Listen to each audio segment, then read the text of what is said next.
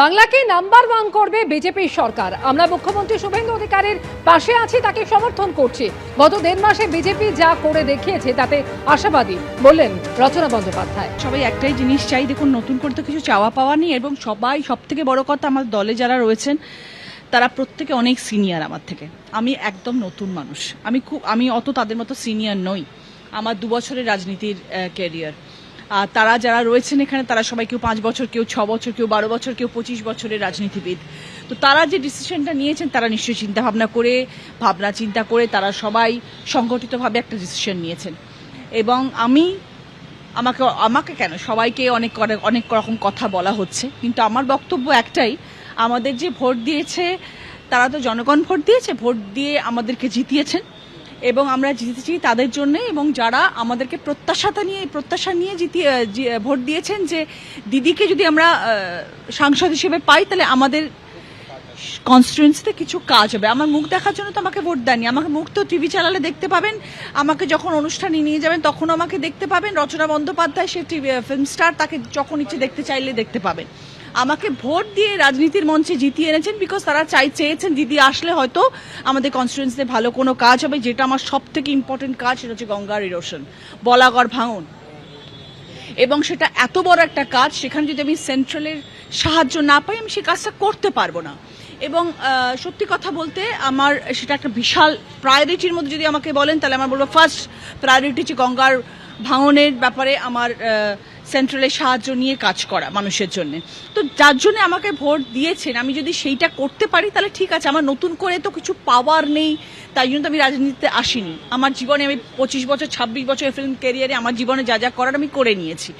এখন আমার শুধু মানুষ যেহেতু আমাকে ভোট দিয়ে জিতিয়েছেন, কিছুটা আমার দায়বদ্ধতা আছে তাদের প্রতি, তাই জন্যে আমার কাজটা করতে, এবং কাজটা তখনই আরও করা সম্ভব হবে যেটা 50 বছরে হয়নি। সেটা হচ্ছে সেন্ট্রালে যারা আছে তারা স্টেটে রয়েছেন, সেই জিনিসটা আজ অব্দি ঘটেনি, যেটা একটা আমূল পরিবর্তন ঘটতে চলেছে। এবং আমরা সবাই ভীষণ রকমভাবে প্রত্যাশিত, এবং আমরা জানি এই কাজটা হবে। এই জন্যে বিগত 1.5 মাসে যা কাজ দেখিয়ে দিচ্ছেন ওনারা, যেরমভাবে ওনারা কাজ করছেন, যেরমভাবে ওনারা এগিয়েছেন কাজের জন্যে, তাতে আমরা ভীষণ রকমভাবে পজিটিভ যে আগামী দিনে পশ্চিমবাংলার মানুষ সর্বোপরি আমার রাজ্য উপকৃত হবে। একটা লাস্ট কোশ্চেন, শুভেন্দু অধিকারী আপনি বললেন 1.5 মাস কাজ করেন, কেমন কাজ করছেন এবং আপনার কি মনে হয় পশ্চিমবাংলার প্রগতি কিভাবে হবে? আমি খুব ক্ষুদ্র মানুষ বলার, মেইন বক্তা হচ্ছেন জনগণ। পশ্চিমবাংলার জনগণ এর উত্তর দেবেন যে কিরকম কাজ হচ্ছে। আমরা সাংসদ, আমরা আজকে এনডিএ গভর্নমেন্টকে সাপোর্ট করছি, আমরা শুভেন্দু অধিকারীর পাশে রয়েছি, আমরা শুভেন্দু অধিকারীকে সাপোর্ট করছি। আমি জানি উনি ভালো কাজ করবেন, কিন্তু তারপরেও যারা সব থেকে বেশি উপকৃত হবেন তারা হচ্ছে পশ্চিমবাংলার জনগণ, এবং তারাই এবার উত্তর দেবেন যে তারা কতটা উপকৃত হচ্ছে। দিদি নম্বর 1 এখন বাংলাকে নম্বর 1 করতে চাইছেন? না, বাংলাকে নাম্বার 1 করবে বিজেপি সরকার। তৃণমূল থেকে এনসিপিআইতে গিয়েই তৎপর লোকসভায় তৃণমূলের বিরোধী শিবির। লোকসভার সেক্রেটারি জেনারেলের কাছে গেলেন রচনা বন্দ্যোপাধ্যায়, বিদ্রোহী ব্লককে সমর্থন জানিয়ে চিঠি দেন তিনি। বিজেপি সাংসদ নিশিকান্ত দুবের সঙ্গেও বৈঠক করেন রচনা বন্দ্যোপাধ্যায়। मेरा लेटर साइन करना बाकी था, इसलिए मैं साइन करने के लिए आई। बगावत तो कभी कर ही नहीं सकते उनसे।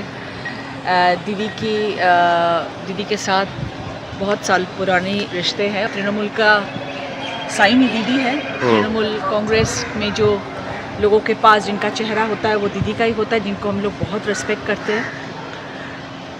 दीदी को देख के वोट हुआ है और वोट दिया गया है रचना बनर्जी को। हमें वोट दिया है क्योंकि मैं उन लोगों के लिए, मैं अपनी क्षेत्र के लिए मैं अच्छे काम करूं, साथ कॉन्स्टिट्यूंसी के लिए मैं अच्छे काम कर सकूं। काम पे रुकावट दिया गया था और हम लोग काम कुछ वैसे कर नहीं पा रहे थे जो हम लोग को करना चाहिए था। अभी जो बीजेपी की गवर्नमेंट आई है और हमारे जो रिस्पेक्टेबल सीएम है शुभेंदु अधिकारी जी, और हम सब देख रहे हैं West Bengal as well as India में हम लोग को जो वोट दे के चुनाव में जो हम लोग को जिताया गया है वो इसीलिए क्योंकि हम लोग काम करेंगे। अगर हम काम नहीं करेंगे और सिर्फ ये टैगलाइन लेके रहेंगे कि हम लोग दीदी के लोग हैं, चलो घूमते रहे, विधानसभा में जाएंगे, कंस्टिट्यूएंसी में जाएंगे और जाके सबको हाथ हिलाते रहेंगे, भाई हम आए हैं, हम फिल्म स्टार हैं, हम आए हैं और हम निकल जाएंगे, ये तो नहीं है ना। हम लोग को काम करना पड़ेगा, लोगों के पास खड़े रहना पड़ेगा, और सबसे बड़ी बात जो ये है कि हमारे कॉन्स्टिट्यूएंसी के डेवलपमेंट चाहिए, जो कि नहीं हुआ है इतने दिनों से। वो डेवलपमेंट होना है, और वो डेवलपमेंट कैसा होगा वो अभी शुभेंदु अधिकारी ने दिखा दिया। এবিপি আনন্দ, এগিয়ে থাকে, এগিয়ে রাখি।